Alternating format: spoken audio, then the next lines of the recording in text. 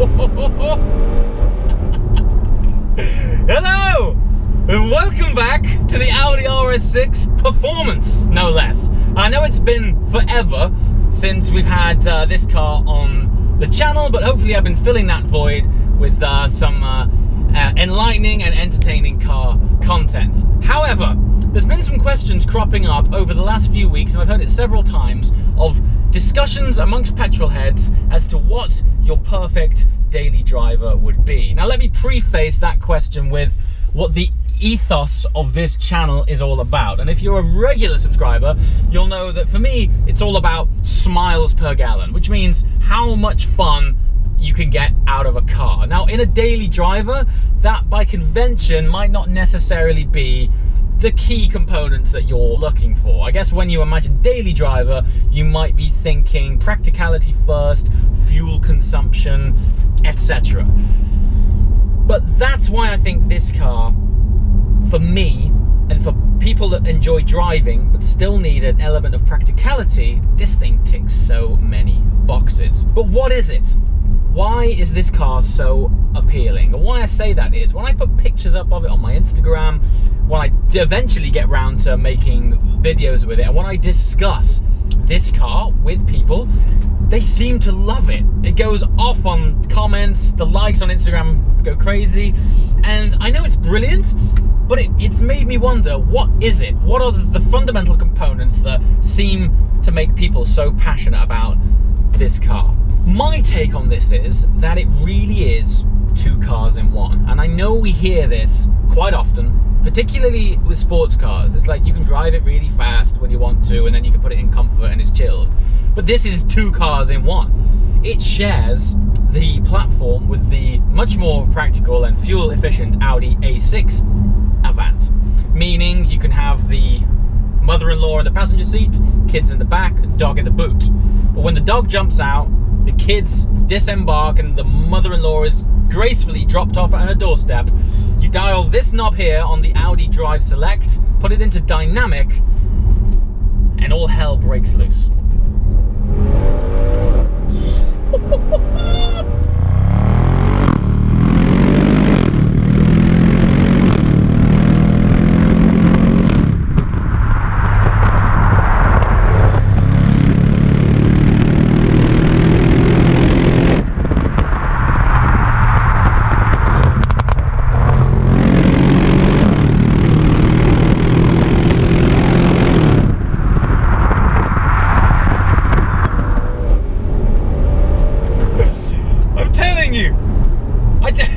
I don't know what possessed Audi to make this. In a way, the RS6 is so un-Audi'd. I just don't know what they were thinking. They must have stayed late one night in the lab and gone, you know what we need? What we need to do is be able to take the dog to the park really quickly.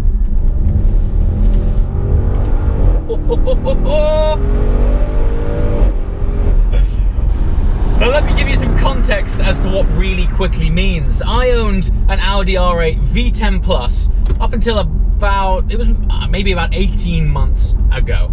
And that in a straight line, not necessarily around corners, but in a straight line, the pull on this is as fast, if not faster, than an R8 V10 Plus. And I thought to myself, is that right, or am I just imagining things? Well, of course, a quick Google would yield many a video of this car not only trashing some cars, but keeping up with supercars. And sure enough, there was a video recently, I think it was by Auto Express, of this car having a drag race with its more supreme supercar cousin, the latest R8 V10.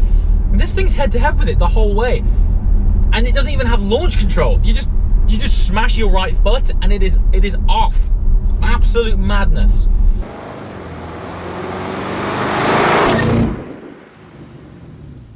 I think one of the main feelings you get from this is the torque. It is like this thick, malleable ooze of power that thrusts you down the road like a tarmac terrorist. It's got something about it that is addictive. And for me, one of the greatest traits of a car that makes you smile is the addiction. Now, you wouldn't imagine that a car of this platform, being the whole 5-seater big boot layout, you wouldn't imagine it to provide as much fun as it does. And this is, for me, why I keep coming back round to this arguably being the best daily driver, and let me asterisk this, for petrol heads, okay? Now, obviously, the fuel consumption is terrible. This thing drinks with 2 straws. It's around about 2 tons. And so to project this mass of aluminium and awesomeness down this road at such a pace, the engine is obviously, it's demanding a lot of juice. And so I sort of average about 19 miles per gallon. So when I say it's a practical daily, I do have to say that it's practical for people that enjoy driving, because the offset of that is the performance that you get is savagery.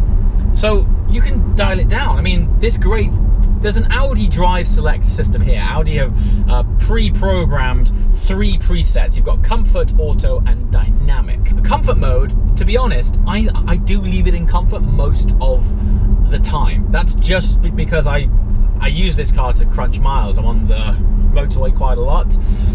But this weird physics bending button does strange things. If I skip over to Dynamic, that, as the name would suggest, stiffens this car up like a bad case of rigor mortis.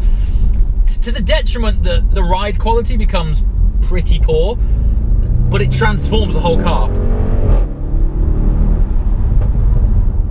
So much so that I'm like, I just don't know how it manages to control such mass. As I mentioned, it's basically 2 tons.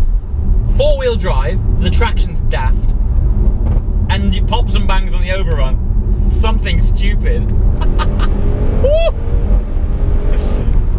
Good God.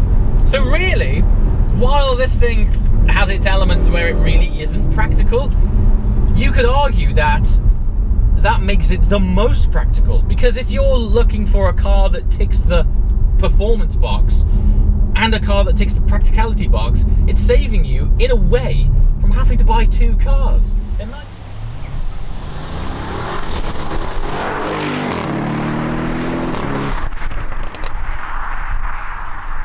Imagine you're the dad that has to do the school run but doesn't want to spend money on an extra sports car to enjoy on a sunny Sunday afternoon. I can't think of many other cars that would do the job that this thing does.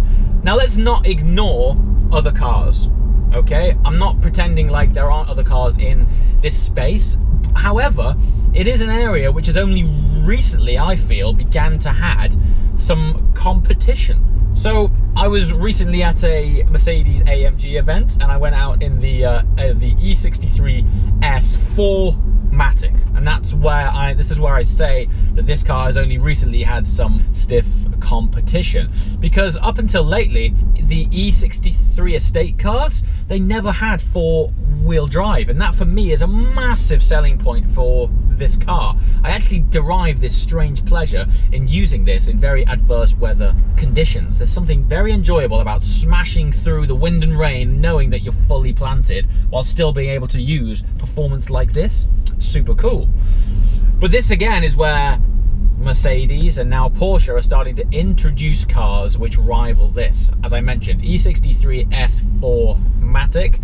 I, of all places, drove that car on track and I was blown away. Very cool. I've never taken this on track, but I've been on track following one, funnily enough, while I was in my Porsche GT3, and, well, needless to say, it does not hang around, which brings me on to a feature that is specific to this car. I spec'd this with the optional carbon ceramic brakes. You might yell overkill for a car like this. However, I'm inclined to a degree to agree. This thing weighs a lot though. It's basically 2 tons. And 2 tons with 605 horsepower gets going very quickly. And you need some serious stopping power to make sure you shed off the speed. In most cars on the road, you don't necessarily need that, but with big weight comes big wear and big fade. And believe me, you do not want 2 tons of fade when you get enthusiastic in this thing. I've experienced this on an Alpine road road trip in my first Audi R8, which had normal steel rotors, full brake fade, pedal on the floor, fluids boiled, bad day out. Scared the living hell out of me. Now, I'm not saying you're going to drive this car like that all too often, but if, like me, you do road trips and you find yourself driving spiritedly on a fantastic road, it's nice to have the confidence that you're not going to get any fade, or, you know, even at the least get any warped discs, because they're expensive.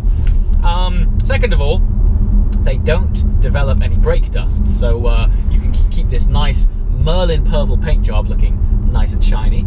And second of all, going back to the weight, it's already around 2 tons, so the weight saving from carbon ceramic brakes reduces that overall mass, but also there's less unsprung mass on the wheels, leading to, I guess, a more free-flowing steering feel. Leading on to steering feel, I actually think this is one area where this car actually falls short. Now, as we mentioned, it is a daily car, so you're not necessarily looking at this thing thinking, I need to feel every stone and pebble and bump to get the last tenth out of this car. However, there are times where it does feel a little bit hollow. It feels maybe too synthetic, and I would like it to be a little bit heavier. Going back to the Audi Drive Select, earlier on I mentioned that the dynamic mode is, well, stiff, and it is really stiff, but it bends physics. I don't know how it manages to keep this weight in check, but the way you can throw this thing into a corner in dynamic is brilliant. However, you might also consider that, well, okay, if you want to use that performance, the trade-off is stiffness. Not so. Audi have an individual mode where you can spin one more button and program your personalized settings to what your ideal scenario is when you're in the RS6. Me personally, I have it in comfort suspension and everything else in dynamic. So I've got faster gear shifts, quicker throttle response, popping and banging from the exhaust on the overrun, but I'm still absorbing all of these, well, notorious traits of our great British B-roads.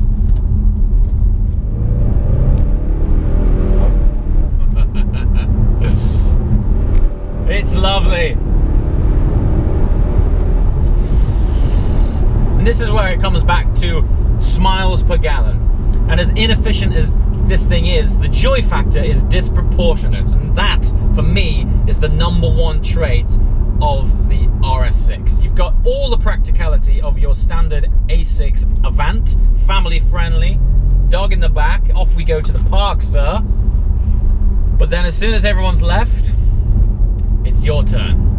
And by God, is your turn good.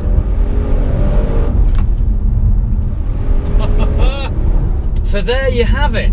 RS6 fans, please leave your comments below as to what you think of this car as a platform. Always fascinated to know. As always, thanks for watching.